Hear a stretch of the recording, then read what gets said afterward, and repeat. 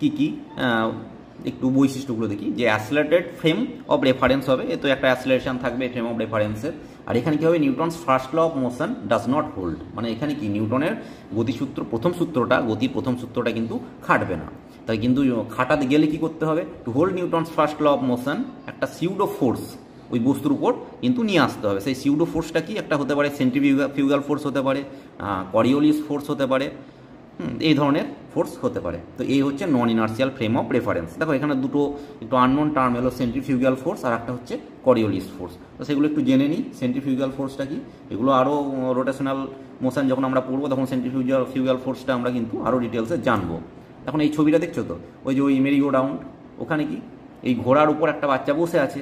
এখন ও যখন দোলনায় দুলছে তখন কি হচ্ছে, ওর বাইরের দিকে কিন্তু একটা আউটওয়ার্ড ফোর্স, একটা সিউডো ফোর্স সবসময় কাজ করছে। যদি এই দড়িটা ছেড়ে দেয় না, খুব দড়ি